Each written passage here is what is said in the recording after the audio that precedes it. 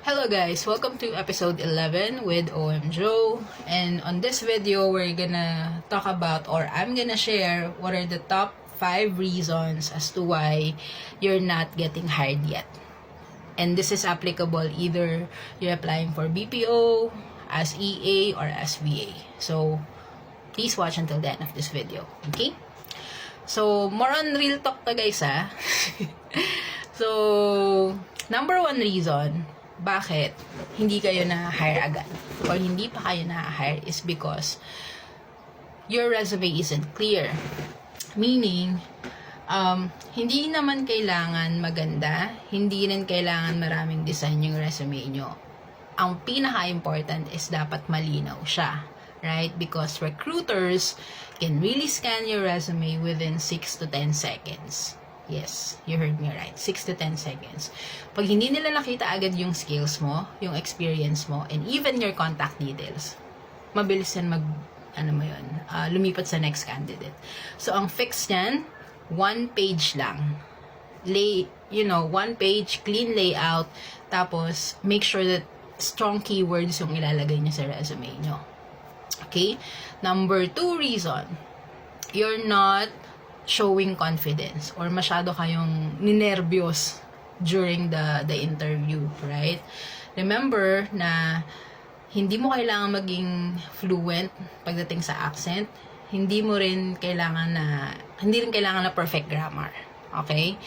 What they're looking for is your clarity, your composure, and of course, yung calmness ng tone mo when you talk to them, right? Kasi when yung nervous mo, when you let it take over, your answers will become shaky, right? And of course, your interviewer will somehow lose trust in you pagka ganon, right? So, ang fix dyan, guys, practice out loud. Record yourself and then learn the pacing. Okay? Number 3 mistake, you give generic answers. Yung mga answers like, I am hardworking, I am a fast learner. Diba? Siyempre, guys, yung mga recruiters na yan, 200 times a day na nilang naririnig yan diba? Gas-gas na talaga siya. So, definitely, hindi sila convinced pag ganon. Right? Lalo na if you sounded very transactional talagang. No yun sa kanila. So, paano fix niyan? Ang fix niyan, you have to give specific examples of what you have done. Right? Regardless kung sa school, kung fresh grad ka, bigay mo yung mga examples doon. Or kung sa other work or other industry like retail or service crew or food and beverages or kahit yung sa last job mo. Basta may mabigay ka ng specific examples of what you have done. Okay? Number 4, you don't understand the role you're applying. Ito marami talagang dito. Na-encounter ko na din to sa mga na-interview ko in the past na hindi sila aware talaga yung ina-applyan nila, right? And again, this applies to BPO agent, to EA or VA roles. Kasi guys, if you can't explain what role or what the role does, or if you don't know why you are perfect fit, then definitely talagang mawawalan ng trust sa'yo yung nag-i-interview sa'yo. Right? If you cannot explain those things, then talagang it's a no-no. So, ang fix niyan, guys, you do your research.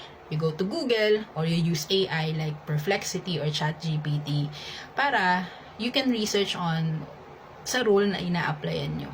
Right? And at the same time, you can also come up with interview questions that you can practice. And at the same time, if you're using AI, it will also give you, answers. You can use STAR method, right? Maraming way talaga. The only thing that you really need to do is do the work, do the research, do the preparation. Okay? Tapos, number 5, you're not prepared for the basic questions. Ito yung sinasabi ko, right? You just have to really prepare for the most basic questions, and again, you can just search it online. Ano yun? Usually, ito yan. Tell me something about yourself. Why should we hire you? What are your strengths and weaknesses? Right? Use those basic questions, and then you can also use STAR method para talagang structure yung pagsagot nyo sa mga basic questions na yan. Then again, you have to record yourself para makita nyo rin, right?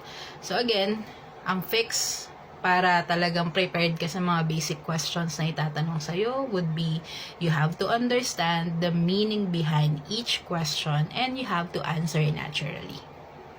Okay? So, excuse me.